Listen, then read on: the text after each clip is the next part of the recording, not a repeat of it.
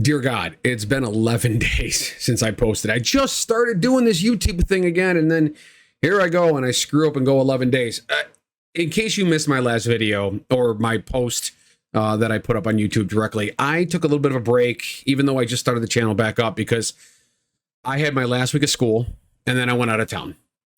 So things get in the way sometimes. For those of you that may be just finding this video or have been wondering, where the hell have I been? This is the Daily Octane. My name is Christopher Hess, and I come on here and talk about the political world in general, maybe a little bit of pop culture stuff here and there. Mostly my goal here is to try and help mediate a conversation between those of us on the left and those people that are on the right that maybe aren't MAGA, that maybe are wondering where this Trumpism came from, that maybe are trying to find a path to some kind of a reconciliation with politics in the United States today. So whether I'm ever going to succeed with that, who knows? But in the meantime, every time you can subscribe to the channel or like a video, it helps the algorithm understand who I am and how to get that message out there. So first of all, let's catch up on what's been going on. I finished the semester at school. In case you didn't catch from a previous video or whatever, I'm a student, technically still a freshman, even though I'm almost 50 years old, at Syracuse University, currently studying philosophy. And last week of school, I had a bunch of work I had to get in and a couple of tests that I had to take. And all that is done. I finished the semester pretty well. I'm happy with myself. And then immediately afterward, we shot down to New York City for some stuff that I'll talk about in a minute. But for those of you that have been sticking around, those of you that have been commenting, thank you very much. You have no idea how much I appreciate the support from not only friends and family, but from strangers on the internet, people that are just finding this YouTube channel and kind of like what I'm trying to do here. So let's talk about the current state of affairs. In case you missed it today, President Trump, actually, let's go over here and look at some of this stuff here. President Trump had the new Canadian Prime Minister. He came and visited today. If you have not seen what happened, I'm not going to do a play-by-play. I don't want this to be a news channel. This is more of a conversation piece. But whether you're right-leaning or left-leaning, what happened today in the White House is exactly what we need. The Canadian Prime Minister came in and told Trump to his face, flat out, face-to-face, Canada is not for sale. Now, of course, Trump came right back with the idea that anybody can be bought. He said there's always a price. Don't never say never. Whatever it was that he said, all these things kind of make the same point, is that Donald Trump, in his current delusional state, actually believes that not only he can buy Canada, but that he should buy Canada, that there is, for some reason, a benefit not only to the United States, but to the world abroad, and I think more specifically to Donald Trump's own ego, I think is the big thing. He, between the tariffs, the nonsense about Panama and the canal, the nonsense about Greenland and Canada, it just reeks. It reeks of authoritarian rule, but also the communist bloc and the idea of imperialism. These are our ideas that we long ago dismissed as the appropriate course of action in the modern geopolitical world. It's not what we stand for as Americans.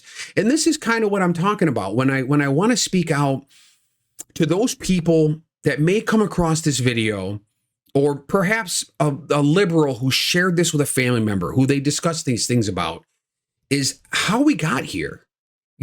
I've talked about this before in previous videos, and, please go back through the archives if you can. But, I understand at the core of my being, I understand why a lot of people voted for Donald Trump this time. In fact, I was having a conversation with somebody today. The idea that, a while back, if you think about the end of the first Trump term, his last year in office was primarily focused on COVID. As the whole world was going through the COVID pandemic, people in America kind of got a view of who and what Donald Trump was in the way that he handled COVID, in the way he spoke about it, in the way he talked about our allies, the way he talked about China.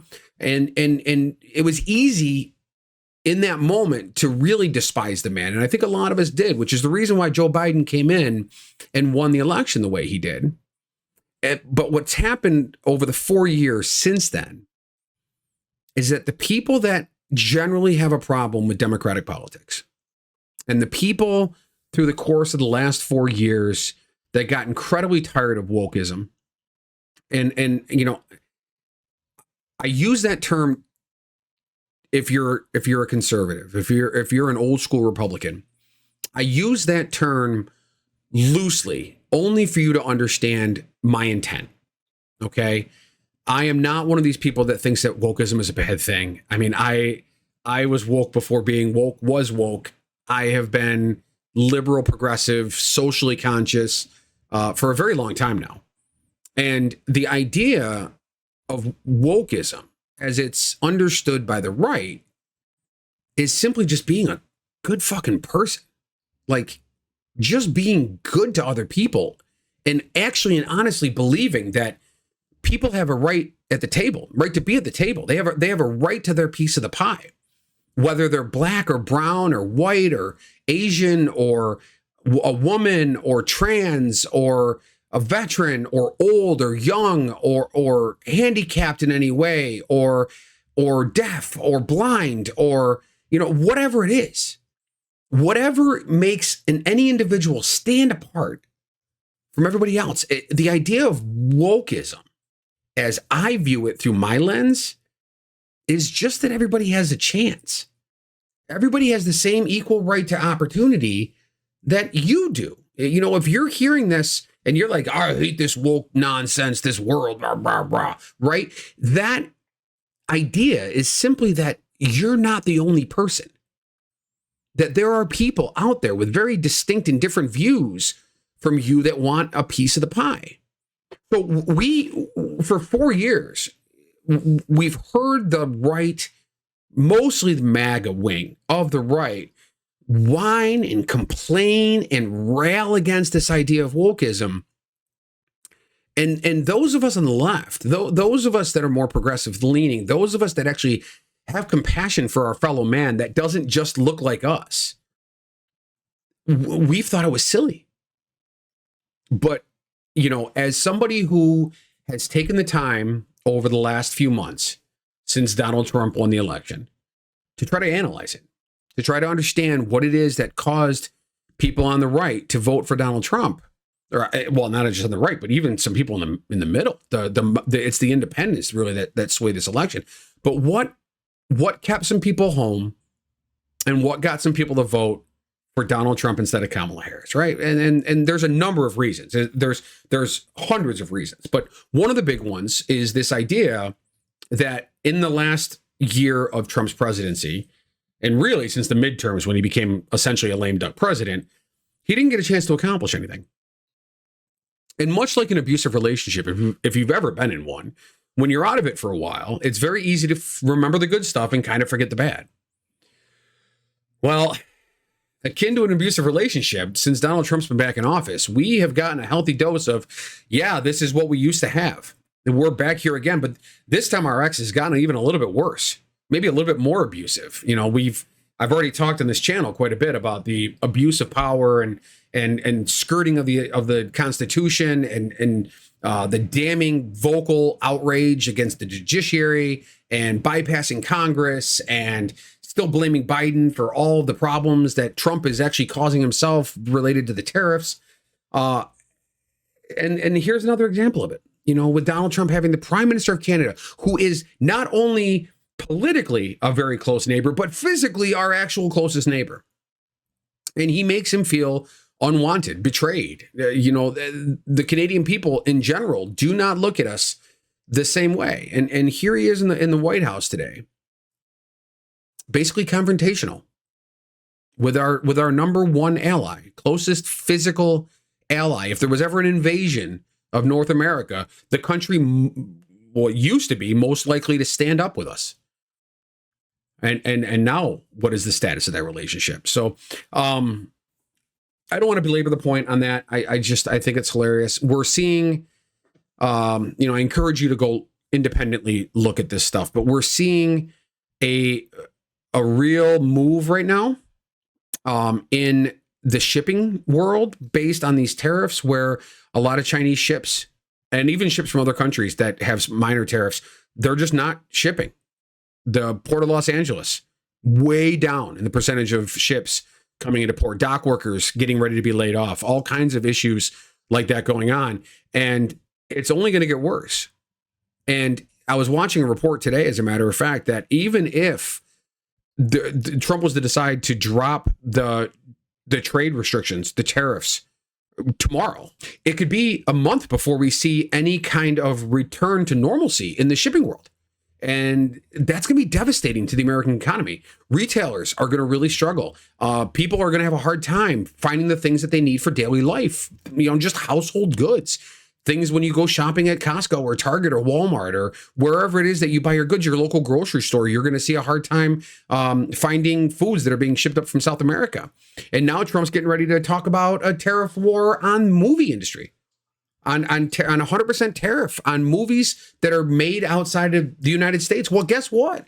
Most of our major blockbusters are filmed overseas. The UK is one of the largest studio locations in the world. Almost all major studios, Disney especially, who makes Marvel, Star Wars, and whatnot, film most of their studio soundstage scenes in the UK. And never mind New Zealand, Australia. So this is a common problem that is going to continue to really devastate the American economy. And none of this is for our benefit. It seems to just be a power play by Donald Trump. Now, I get that he's got his supporters, and I get that a lot of you are going to defend this because you're stuck in a silo and your cognitive dissonance can't get you out of it. And we'll talk in another video, about how that works. In the meantime, I just kind of wanted to get back on here after several days of a break and just get back into the swing of things real quick, though. Like I said, I have some things I want to show you. So after my week of school was done, and right before we went down to New York City, my wife, who is the founder of Syracuse Indivisible, there's a couple different Indivisible chapters here in the greater Syracuse area, but the Syracuse Indivisible, she was one of the founding members of that, along with CNY Solidarity and the labor unions, and as well as Indivisible on Onondaga County here in the Syracuse area. We put on a May Day march back on May 1st, and we had a pretty good turnout for it. I'm going to give you a little show here. Actually, I'm in the wrong place. Let's see if I can get to where I want to be with this. Here we go. So this right here was, that's my wife right there. So she, she was playing MC for this thing. We had quite a huge turnout. There was some incredible signs, some very good work done by some local artists here, as well as just handmade signs. I mean, this one floored me when I got it. By the way, I filmed this. I did a little bit with my GoPro, a little bit with a Sony camcorder, and then I brought my drone as well to document as much as I can. There you go with some drone shots right there. We had about 1,000 people. The Syracuse newspaper said 1,000. They're always under numbering these things. My guess is this was closer to 1,500. This was early on. I shot the drone footage pretty early, and then we kept getting more people in. But what we did from there is we ended up marching for about a mile or so. If you're familiar with Syracuse, from the Clinton Street Fountain area down to the Hotel Syracuse, which is a Marriott now. We kept it to the sidewalks. We did follow, all rules of the road, tried not to block traffic any more than we had to in certain areas. We didn't want to break the group up. Otherwise, it would have taken a very long time. But it was a very successful march. Got a lot of good support, almost no heckling.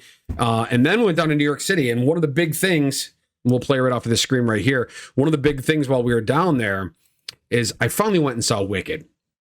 Now, there's really nothing political about this per se, other than the fact that there's some nice allegories in the movie to some of the presidential politics that we have going on in the world right now. But this was great, and I have wanted to see this for years. I'm kind of oddly a contrarian when it comes to Broadway. Oftentimes, if something's super popular, I just avoid going to see it. I did that with Hamilton for a long time until my wife and I started dating, and I decided to take her to go see it because it's one of her favorite shows. And then I fell in love with it. So I wanted to go see Wicked. I had a plan to go see it last November before it came out in theaters. And that trip, that was when I was down there to run the New York City Marathon. I did not get a chance to go. Something came up and our plans did not allow for it. So since I was going down here for the 5-borough bike tour this past weekend, it was a good time to finally go. I actually brought my mother-in-law as well. We had wonderful fourth row seats. Wow, what a show. I was absolutely moved to tears. Defying Gravity right before intermission, I mean, just destroyed me emotionally. I had a really hard time recovering during the intermission, but great show. Also, while we were down there, we went for some walking around, and I cannot help myself. Every time I'm in New York City, I absolutely have to flip off any Trump Tower I see. That's to include Chicago, by the way, and when they still had the Trump Tower in DC. That was always the thing that I felt I had to do. And then we were walking back into, this is actually right not too far from Times Square, Central Park, right here. No crown spray painted, or actually it might be wax. This is the Columbus Circle entrance into Central Park, so we wrote no crowns. So it is, it's clearly a movement right now that's, I think, permeating beyond just the activism space. And I think, you know, when I have conversations with people that don't go to protests, people that are not necessarily right-leaning or left-leaning, definitely not MAGA, but like really not political at all, they see what's going on. This is not lost on most people. And as a matter of fact, the only people I think that are oblivious right now to what Donald Trump is doing are those people that are news siloed, Fox News, OAN, and Newsmax. I think those people are not getting a good play-by-play of what Donald Trump is doing right now in Washington. But I do believe that the average American that still gets their news from the New York Times or from ABC News or NBC News, stays off of Fox News, stays off of MSNBC, they're getting the information and they see it in pricing. My mother, she's a big Temu guy or girl or Temu or however you pronounce that Chinese shopping site, and they're displaying the tariff costs. It's doubling or sometimes tripling the cost of items on there, and that's not unusual. That seems to be across the board, and we're going to see a lot more of it as time goes on. So that's what I got for tonight. I'm going to try to get some more focus tomorrow. It's been a really rough couple of weeks for me, between work and school and traveling. I have a race again this coming weekend in Schenectady, so there's always something going on. But even if I come on here and just chat for a couple minutes about, the state of things and how to talk to our MAGA friends or how to talk to our traditional Republican conservative friends, that's what I'm going to talk about on here. So again, if you can like and subscribe to the channel, make sure you click that notifications bell. I've had a few people comment that they didn't realize I was even back to making videos, people that have been subscribed to me for quite a long time. Also, speaking of subscribers, I'm in near 420 right now. I don't even know exactly what I have. I'm a little bit, I think it was 419 this morning when I saw. I would love to get to 500 subscribers. 500 is the first step to 1,000, which is the first step to 5, which is the first step to 10,000. Let's try to build this channel up. I want to get insight from those of you that are watching that maybe like what I have to say, but you have some ideas, share them with me. Comment down below. Let me know what you think. If you got something you want me to talk about, if you want my opinion on something, I am a philosophy major for a reason. I'm happy to give my opinion at any given time. So please comment below, share with your friends, and again, like and subscribe. And thank you for watching the Daily Octane. I'm Christopher Hess. I will see you next time.